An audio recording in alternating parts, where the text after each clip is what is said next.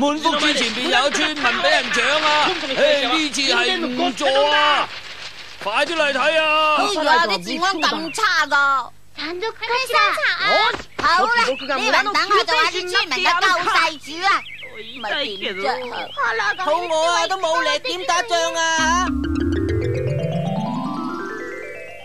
好香啊！呢隻味咧就秋刀魚炆蘿蔔嘅。如果有得俾我哋食一餐，就算去坐監都抵啊！我都想食啊！太郎，咁乜嘢啫？人哋肚餓啊嘛！我哋唔係講好咗要衣錦還鄉噶咩？你唔好講咁多啦，快啲飛去揾下啦！我去啊！三代。好聽啲啊！拜託你啦！俾心機啊！肚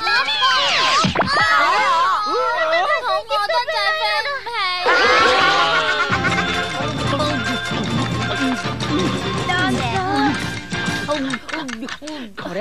唔該晒啊！今日好似好多人咁嘅，老闆娘啊！係嗰啲人咧係為咗捉山賊嘅賞金嚟嘅。捉山賊啊！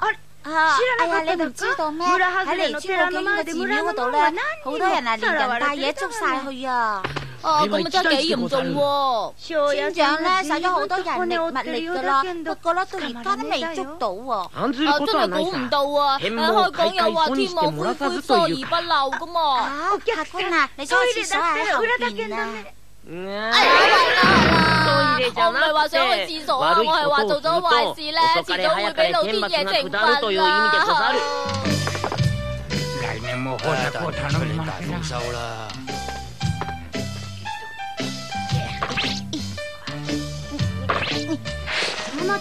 人哋實會怪你噶。其實你唔好怪我哋，我俾翻4隻番薯你啊！你係只好講啊！咁都俾你知道咗。一日有半冇番薯食都好啦。我覺得啊，而家真係好慘啊！有番薯塞住你咬咗咁多嘢，我話你哋唔阻你哋啊！大件事啦，太郎！收番薯你係咪俾人知道咗啊？村長屋企要舉行比武大會啊！舉行比武大會啊！要選出日本最強嘅男子漢。日本最強嘅男子漢，聽講啊，贏咗嘅咧有10兩賞金，仲可以坐飛機去夏威夷旅遊添喎。真係㗎！如果有10兩黃金，使乜食番薯啦？係啦，我同大郎我好想去夏威夷玩，我都想去啊！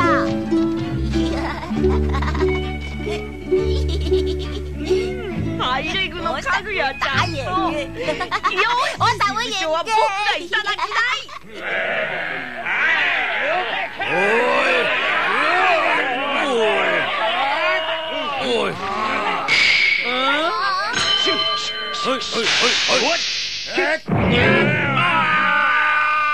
老太郎有冇信心啊？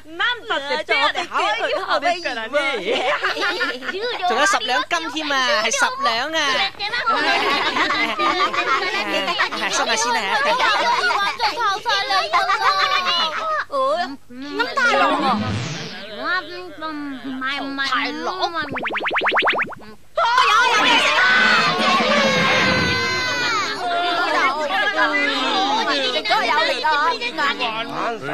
你又有錢，咁咪有嘢食咯。你話咩話？好太郎，今日機會嚟啦！我哋嚟比下，到底邊個係日本第一啊？好啊！唔准你哋再下烏龜停手啊！你做緊咁下烏龜啊？你做乜嘢事啊？我喺度等蒲島君啊！等我？月姬小姐話有緊要事，請你等一陣喎。月姬小姐揾我有緊要事，唔怪珠寶箱咁好啦。啊，月姬小姐，你揾我有咩事咧？係你揾我有事啫嘛？呢個係真正嘅珠寶箱啊！呢次你又放啲乜嘢落去啊？天下無敵嘅天花法術，學咗佢邊個都唔驚噶啦。係啊，係真嘅話係假噶。如果你學識咗呢啲法術咧，你就會成為比任何人都強嘅男子漢嘅啦。你收低佢啦，蒲島君。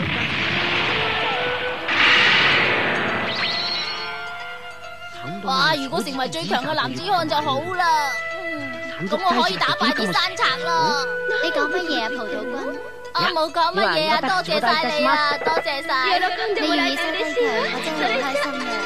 再見啦。